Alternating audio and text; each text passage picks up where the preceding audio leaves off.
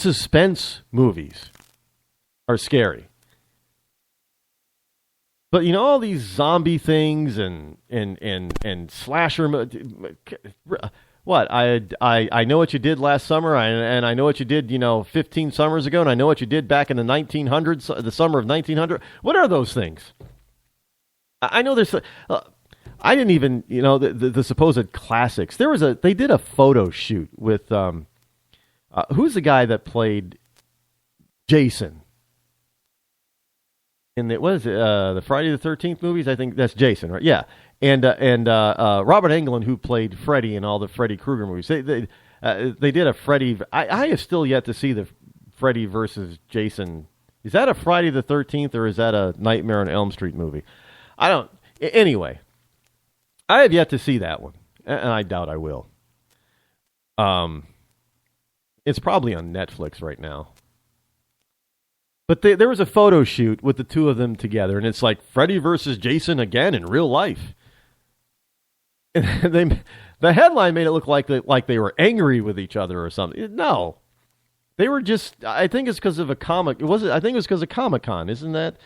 They were photographed together. I think it was at Comic-Con. I don't know. I didn't.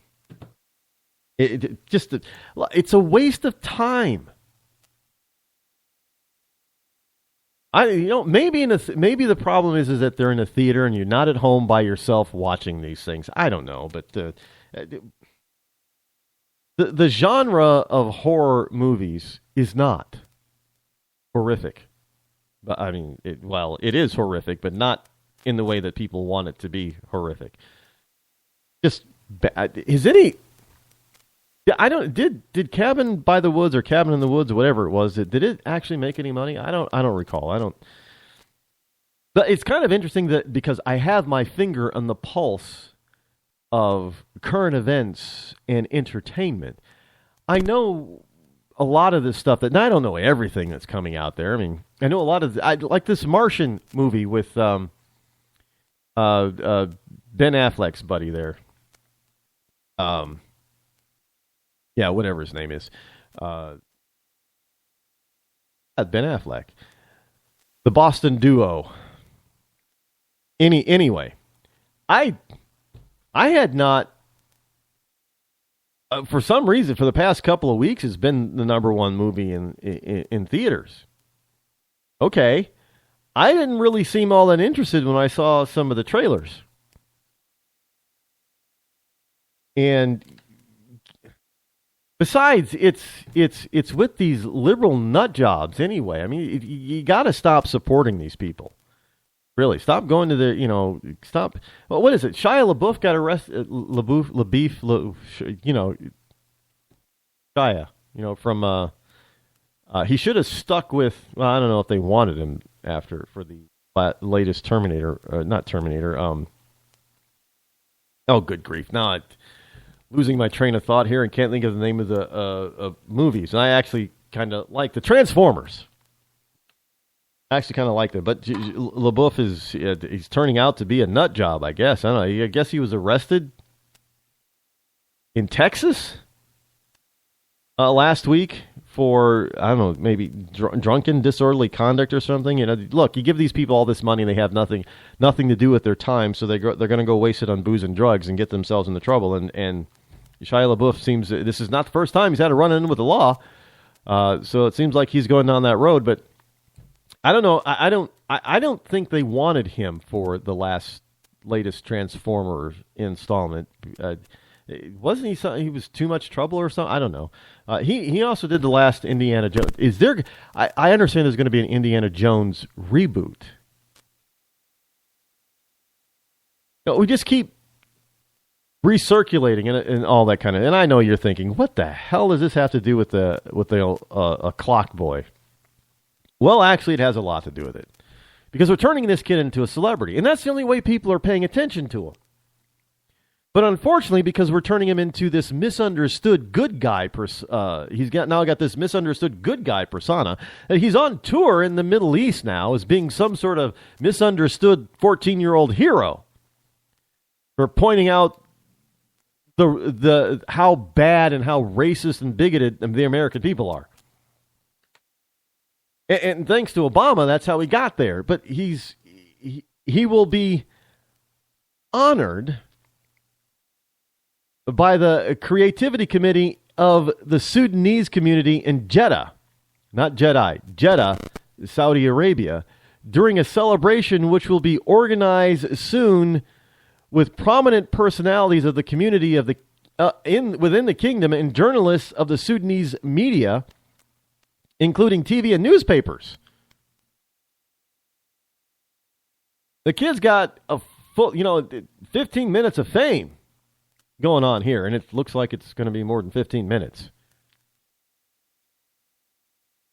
Now, while in Saudi Arabia, the family also plans to visit relatives and take part in Umrah, privileged pilgrimage to Mecca hosted by the Saudi government. So, look, the kid is full on Islamist at 14, and I can't prove it, but you can't honestly tell me that the kid came up with this idea all by his lonesome. I am sure that his dad had a lot to do with this. Maybe it's by the way, he's got a little brother. I don't normally pick on people, but I thought being fat was a sin in Islam. But anyway, his little brother's a little porker, and this kid looks like he hasn't eaten it. Ahmed looks like he hasn't eaten in weeks because he's such a rail. But that often happens with teenagers, or not just in America, around the globe. They can be extremely rail thin. It's not for lack of food because they probably eat like horses, but some kids' metabolisms is just so high that they just can't gain any weight. And their metabolism, and with them growing at the same time, all this energy into growing, they just end up being very skinny. And what is it? I saw it was back in the summer, and I was talking about eating bad food. And, fast food all the time. And this kid is like, he's 18 years old, about 6'1", 6'2". And if he was lucky, he weighed 120 pounds. So he was and I'm like, dude. Yeah, I spoke their language. I said, dude, you really got to eat something. He goes, man, I eat like 4 or 5 times a day, and I go to like Burger King and McDonald's every other day. Like, you eat that crap, and you still look like that? Some people are just blessed with metabolisms that are, but on the other end, you got this. I know you got this 800-pound guy out there who evidently was, kicked out of the hospital because he ordered a pizza, and now he's out there saying, "Oh man, no, I don't want to be this anymore. I don't want to weigh this." And I don't know how you get to weigh that much. Look, you gotta get up and move or something. When you hit like 300 pounds or even 400 pounds, you got to say there's a problem. You just don't keep eating. But anyway, so this kid is he's now a full-fledged Muslim celebrity. I don't know. Now Muhammad El Hassan Mohammed. How did they do that? I mean, his first name is Mohammed, Mohammed. El Hassan Mohammed. Last name is spelled Mohammed, 1 M. So Muhammad El Hassan Mohammed, the boy's father, immigrated to the U.S. In the mid-'80s from Sudan. He has twice attempted to become the North African country's president as part of the Arabic Language National Reform Party. The official Facebook page for the 50-year-old's political party has been locked by moderators since its support for 9/11 conspiracy theories was published last week.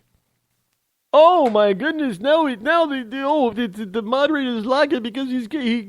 Oh, how terrible of Facebook! Well, The guy's a kook. He's a smart kook, but he's a kook. And I wouldn't trust him as far as I could throw him, by the way. But so they're off enjoying themselves, being celebrities, getting their 15, 20, 30 minutes of fame out there in the Middle East. And look, don't think he's still not being looked at as being the poor little clock boy here in the United States, because what all the stories are pointing to. Well, does that look like a bomb? Yes, it looks like a. I was it the Huffington Puffington Post once asked, "Does that really look like a bomb to you?" Yeah, maybe it wasn't the Huffington Post, but it was one of those liberal public online publications asking the question, "Does it really look like a bomb?" Yes. And all you got to do is put a picture of a real suitcase bomb next to this thing. And the only thing that's missing, obviously, is the explosive material. But by today's standards, it could be hidden in the case. Might not be able to see it. But, yeah. So now we're supposed to feel sorry because this kid purposefully made a clock to look like a bomb. And because everybody freaked out and thought it was a bomb, but it wasn't, now we're supposed to feel sorry for him for rushing to judgment. But frankly, no, the administration of the school and the police did exactly what they should have done. And what they should have done is probably charge the kid with a hoax. Look, I mean, they're charging people with terror. They're charging people with terrorism for flying the Confederate battle flag. So why is this kid getting off? I kid you. The Daily Beast, terror charges for Confederate flag-toting group. The group is called Respect the Flag. Now, you already know what I think about the Confederate battle flag. I'm not a fan of it, but I don't think the people who like it, use it, support it, blah, blah, blah, are a bunch of hillbilly racists, because most of them are not, and I think they have a right to fly it. But now, just like out in California, where it's now illegal for any public school, parochial, elementary, middle school, high school, or public college, to use the word for their mascot or the name of their college sports teams of Redskin, because this is where this stuff is going. So now all of a sudden, the Confederate battle flag is supposed to represent, I guess, overt terroristic racism. 15 fans of the rebel flag. Now, whatever happened to the First Amendment in this country? Seriously, whatever happened to that? I mean, there are a lot of people out there that say stuff that offends me. Most of the time, they're a liberal. But I am not out there trying to say that we need to make laws to shut liberals up. That's just stupid. 15 fans of the rebel flag supporters have been charged with making terrorist threats during a July confrontation with black attendees at a Georgia birthday party.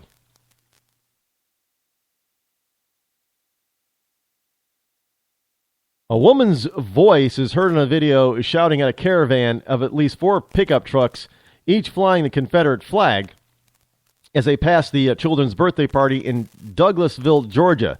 The passengers allegedly hurling racial epithets at the attendees. Now 15 people associated with the Confederate flag-toting movement Respect the Flag have been charged with making terroristic threats that day.